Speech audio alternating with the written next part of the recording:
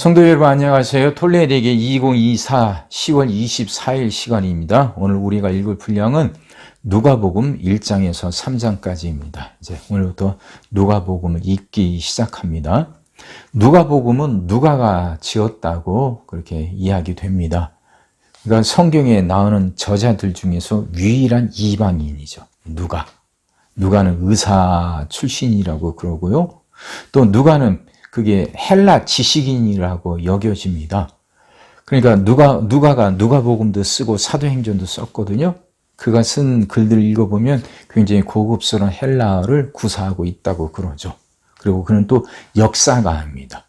역사가라고 하는 건 사건의 전후를 따지고 그 의미와 그 영향을 보는 사람이에요. 그러니까 그냥 단지 사건들이 하나하나 떨어져 있는 게 아니라 그 사건들이 그 다음 사건에 어떤 영향을 미쳤고 그래서 지금 일어난 사건의 그 원인이 뭔가 이걸 생각하는 사람들이 역사가잖아요. 누가는 그렇게 그런 생각을 갖고 그런 관점으로 이제 자신의 책을 서술한 겁니다. 누가복음의 배경은요, 종말의 지연입니다. 그러니까 지금 초대교인들은 예수님이 다시 오시는 거, 예수님의 재림, 역사의 종말이 임박한다고 생각을 했었어요. 근데 이게 자꾸 늦춰지거든요. 그러다 보니까 어떻게 됩니까? 신앙에 동요가 오고 위기가 오는 거죠. 이런 상황에 있는 사람들을 위해서 이제 누가가 누가복음을 쓰고 사도행전을 쓴 겁니다. 그러니까 종말은 곧 임박하는 것이 아니라, 이게 곧 임하는 것이 아니라 더디게 온다는 것. 그래서 성도들의 생각, 미래나 하늘에만 집중됐던 성도들의 생각을 현재와 땅으로 돌려요. 미래는 종말은 곧 오는 게 아니고 늦어지니까. 이제는 생각의 초점이 하늘이 아닌 땅, 미래가 아닌 현재가 되어야 되죠. 그리고 종말이 오기 전에 예수를 믿는 그 성도들에게 주어진 사명이 있다는 거죠. 그게 복음 전파 아닙니까? 이거 강조하는 거예요. 누가가 쓴 누가복음과 앞으로 우리가 읽게 될 사도행전. 초점이 여기 있습니다. 이걸 생각해 두세요. 누가복음의 특징을 들려면 첫 번째 가장 큰 특징이 보편성입니다. 보편성. 그러니까 누가복음은요, 이 유대인들만을 위한 게 아니라 이방인들도 포함해요. 보편적이죠. 그리고 누가복음에서 말하는 하나님은 유대인들의 신앙 안에, 그 종교 안에만 갇힌 하나님이 아니라 온 세상 역사를 다 다스리시는 주관자예요. 그래서 하나님의 구속사하고 세상의 역사를 연결짓습니다. 누가는. 유대인들 머릿속에 그들의 하나님은 유대인들의 하나님 이랬는데, 이제 누가는 하나님의 그런 분이 아니라 모든 세계 역사를 주관하신 분이라. 그래서 보편적이다 하는 겁니다. 또 누가복음에는요, 소외된 계층들의 이야기가 많이 나오고 특히 여인들의 이야기가 많이 나옵니다. 이들은 주변인이죠. 중심부가 아니라 중심부에서 이렇게 밀려난 변두리 주변인들. 그게 소외계층, 고아, 과부, 나그네, 여인들, 이거 아닙니까? 근데 누가는 그들에게 관심을 갖고 그들의 이야기를 많이 합니다. 그래서 보편성이죠. 그리고 이게 더 극명하게 나타난 건 이제 누가복음 3장, 오늘 읽은 3장에 보면 족보가 나오잖아요. 근데 누가복음의 족보와 마태복음의 족보의 가장 큰 차이는 뭐냐면, 마태복음은 위에서 밑으로 내려오지만 누가복음은 밑에서 위로 올라갑니다. 그리고 마태복음의 시작은 아브라함에서 시작이 되는데 누가복음의 족보의 끝은 아담이에요. 이게 아담부터 시작하는 거예요. 아브라함부터 시작되는 건 유대인이죠. 이게 유대인의 족보죠. 유대인의 조상이니까. 근데 아담은 모든 인류의 조상이거든요. 그러니까 이방인까지 포함이 되는 거예요. 보편성이죠. 또 누가복음에는요, 그 기도하시는 예수님의 모습이 자주 나옵니다. 이게 기도를 굉장히 강조해요. 기도. 중요한 일일 때마다 예수님은 기도하십니다. 기도를 강조하고 또 성령을 강조합니다. 모든 게 성령의 역사라는 거죠. 그리고 누가복음은 이제 예수 그리스도의 탄생에서 예루살렘 입성, 그리고 그 죽음, 부활, 승천까지 연대기적으로 기술을 합니다. 시간의 순서대로. 앞에 우리가 봤던 마태나 누가복음은요, 시간 순서가 아니에요. 이게 시간이 이렇게 왔다 갔다 합니다. 근데 역사가인 누가는 자신의 책 누가복음을 연대기적으로 시간의 순서대로 기술을 하고요. 또 누가복음에서 이제 특징, 그러니까 누가복음과 사도행전의 특징 중에 하나는 또 뭐냐, 이게 여행입니다. 여행이에요. 사도행전은 말 그대로 이 바울의 여행 이야기 아닙니까? 누가복음도 그래요. 갈릴리에서 시작해서 예루살렘까지 그 여행 계속 이렇게 옮겨 다니는 거죠. 그런 특징들을 갖고 있어요. 이런 것들 생각하시면서 한번 읽어보세요. 시작하겠습니다. 누가복음. 우리 중에 이루어진 사실에 대하여 처음부터 목격자와 말씀에 일꾼된 자들이 전하여 준 그대로 내력을 저술하려고 붓을 든 사람이 많은지라. 그 모든 일을 근원부터 자세히 미루어 살핀 나도 데오빌로 각하에게 차례대로 써 보내는 것이 좋은 줄 알았노니 이는 각하가 알고 있는 바를 더 확실하게 하려 함이로라. 유대왕 헤롯 때의 아비야 반열에 제사장 한 사람이 있었으니 이름은 사가랴여 그의 아내는 아론의 자손이니 이름은 엘리사벳이라. 이 두 사람이 하나님 앞에 의인이니 주의 모든 계명과 규례대로 흠이 없이 행하더라. 엘리사벳이 잉태를 못함으로 그들에게 자식이 없고 두 사람의 나이가 많더라. 마침 사가랴가 그 반열의 차례대로 하나님 앞에서 제사장의 직무를 행할세 제사장의 전례를 따라 제비를 뽑아 주의 성전에 들어가 분향하고 모든 백성은 그 분향하는 시간에 밖에서 기도하더니 주의 사자가 그에게 나타나 향단 우편에 선지라. 사가랴가 보고 놀라며 무서워하니 천사가 그에게 이르되 사가랴여 무서워하지 말라. 너의 간구함이 들린지라. 네 아내 엘리사벳이 네게 아들을 낳아 주리니 그 이름을 요한이라 하라. 너도 기뻐하고 즐거워할 것이요 많은 사람도 그의 태어남을 기뻐하리니 이는 그가 주 앞에 큰 자가 되며 포도주나 독한 술을 마시지 아니하며 모태로부터 성령의 충만함을 받아 이스라엘 자손을 주 곧 그들이 하나님께로 많이 돌아오게 하겠습니다. 그가 또 엘리야의 심령과 능력으로 주 앞에 먼저 와서 아버지의 마음을 자식에게 거스르는 자를 의인의 슬기에 돌아오게 하고 주를 위하여 세운 백성을 준비하리라. 사가랴가 천사에게 이르되 내가 이것을 어떻게 알리요? 내가 늙고 아내도 나이 많으니이다. 천사가 대답하여 이르되 나는 하나님 앞에 서 있는 가브리엘이라.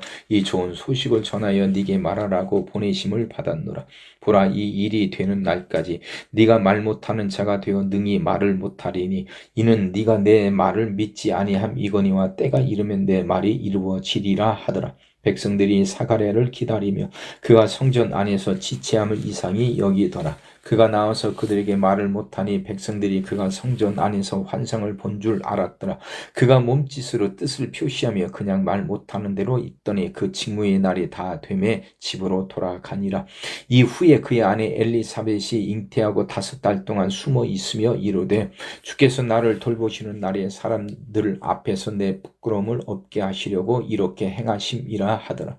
6째 달에 천사 가브리엘이 하나님의 보내심을 받아 갈릴리 나사렛이란 동네에 가서 다윗의 자손 요셉이라 하는 사람과 약혼한 처녀에게 이르되 그 처녀의 이름은 마리아라. 그에게 들어가 이르되 은혜를 받은 자여 평안할지어다. 주께서 너와 함께 하시도다 하니 처녀가 그 말을 듣고 놀라 이런 인사가 어찌함인가 생각하며 천사가 이르되 마리아여 무서워하지 말라.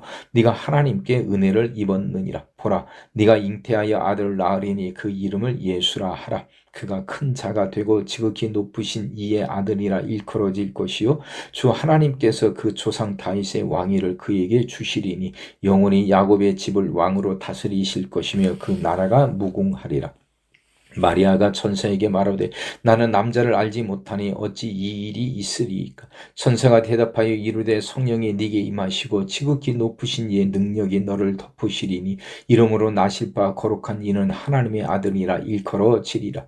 보라, 네 친족 엘리사벳도 늙어서 아들을 배었느니라. 본래 임신하지 못한다고 알려진 이가 이미 6달이 되었나니 대저 하나님의 모든 말씀은 능하지 못하심이 없느니라.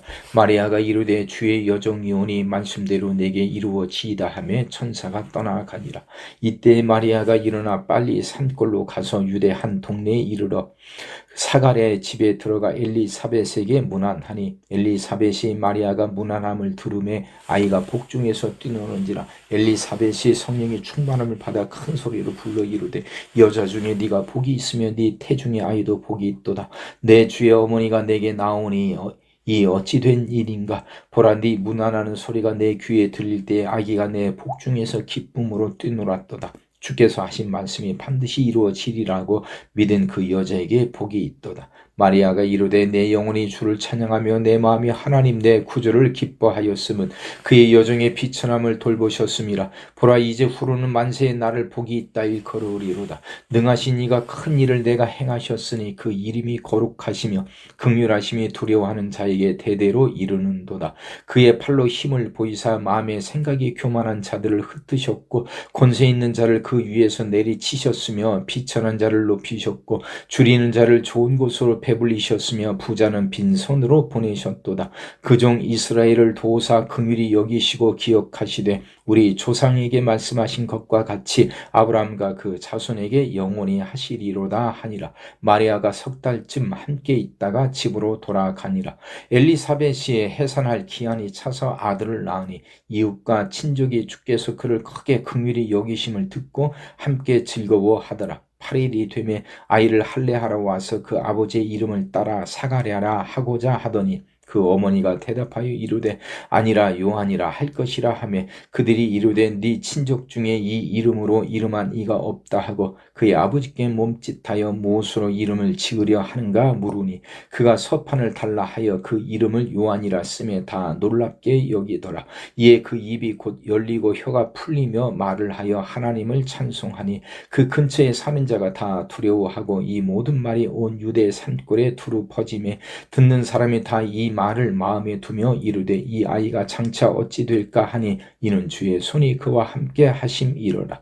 그 붙인 사가랴가 성령의 충만함을 받아 예언하여 이르되 찬송하리로다. 주 이스라엘의 하나님이여 그 백성을 돌보사 속량하시며 우리를 위하여 구원의 뿔을 그 종 다윗의 집에 일으키셨으니 이것은 주께서 예로부터 거룩한 선지자의 입으로 말씀하신 바와 같이 우리 원수에게서와 우리를 미워하는 모든 자의 손에서 구원하시는 일이라.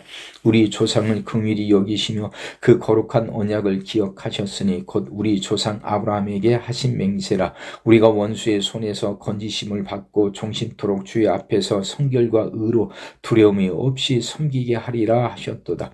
이 아이여, 네가 지극히 높으신 이의 선지자라 일컬음을 받고 주 앞에 앞서 가서 그 길을 준비하여 주의 백성에게 그 죄 사함으로 말미암는 구원을 알게 하리니 이는 우리 하나님의 긍휼로 인함이라. 이로써 돋는 해가 위로부터 우리에게 임하여 어둠과 죽음의 그늘에 앉은 자에게 비치고 우리 발을 평강의 길로 인도하시리로다 하니라.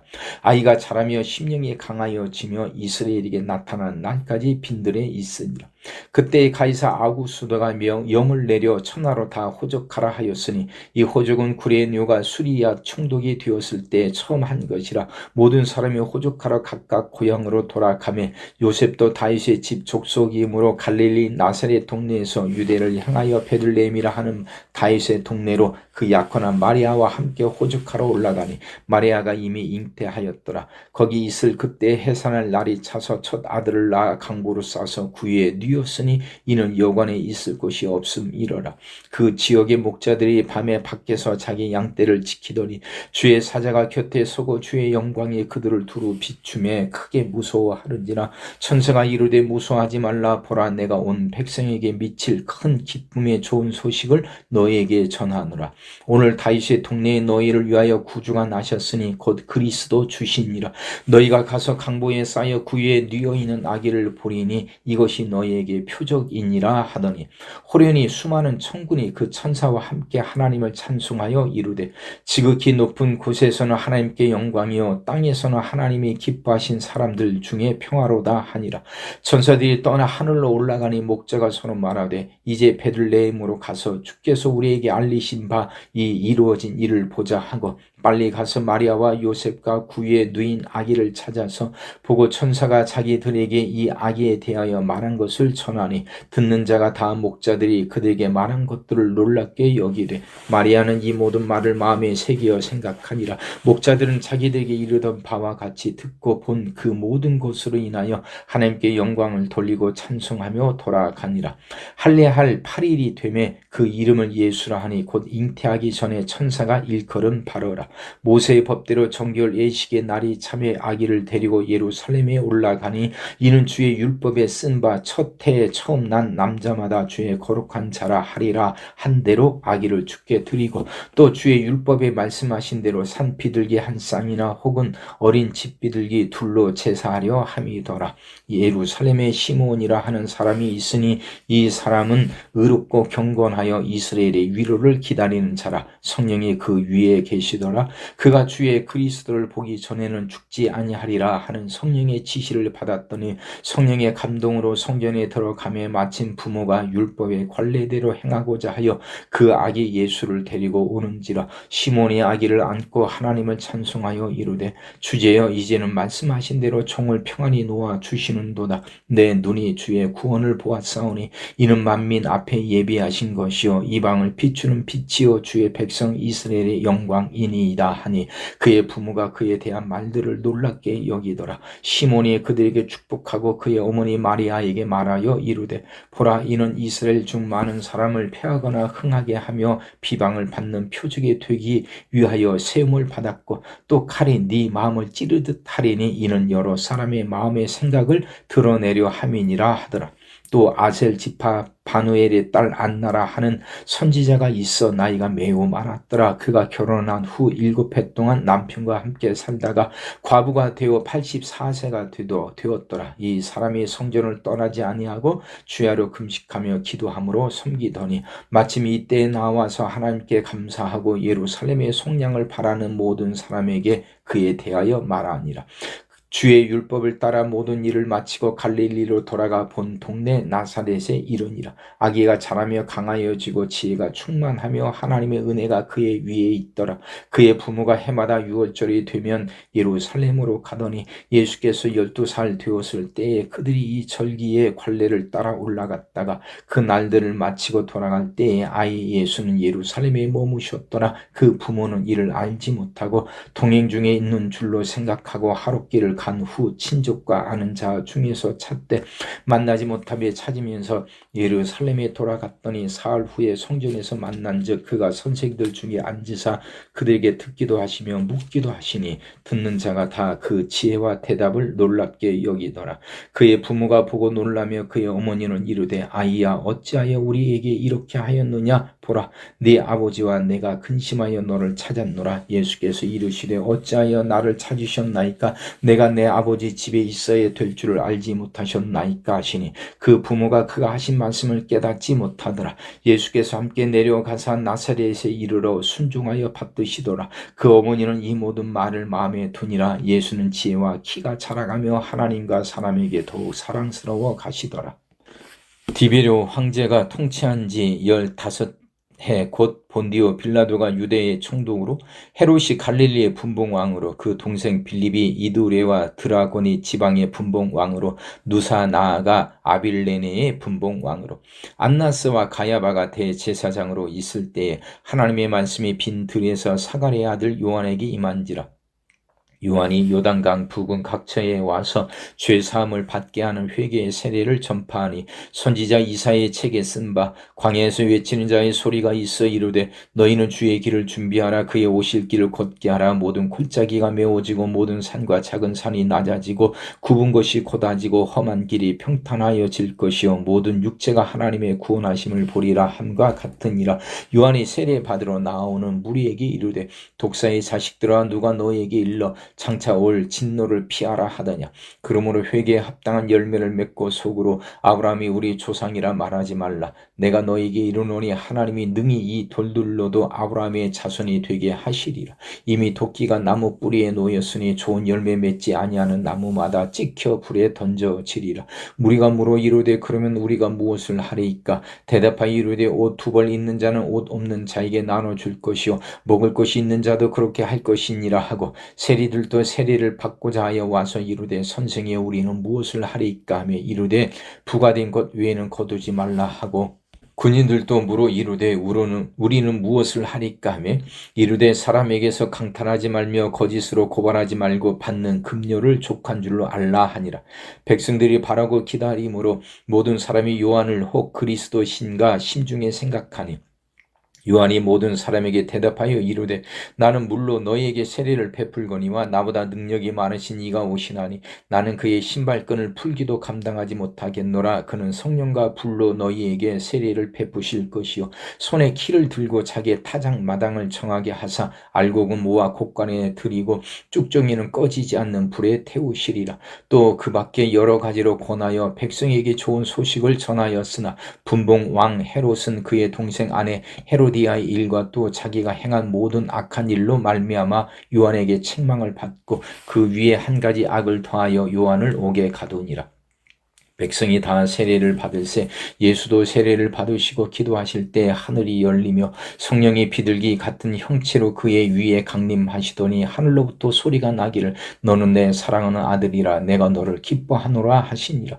예수께서 가르치심을 시작하실 때 30세쯤 되시니라. 사람들이 아는 대로는 요셉의 아들이니 요셉의 위는 헬라여 그 위는 맏다시여 그 위는 네이여 그 위는 멜기여 그 위는 안나여 그 위는 요셉이요 그 위는 맏다디아여 그 위는 아모스여 그 위는 나오미여 그 위는 에슬리여 그 위는 락게여 그 위는 마아시여 그 위는 맏다디아여 그 위는 서모이인이여 그 위는 요색이여 그 위는 요다여 그 위는 요하나니여 그 위는 네사여 그 위는 수룹바벨이여 그 위는 스알디엘이여 그 위는 네리여 그 위는 멜기여 그 위는 아띠여 그 위는 고삼이여 그 위는 엘마담이여 그 위는 에르여 그 위는 예수여 그 위는 엘리에서여 그 위는 요람이요 그 위는 맏다시요 그 위는 네이요 그 위는 시몬이요 그 위는 유다요 그 위는 요셉이요 그 위는 요남이요 그 위는 엘리야김이요 그 위는 멜라요 그 위는 맨나요 그 위는 맏다다요 그 위는 나단이요 그 위는 다윗이요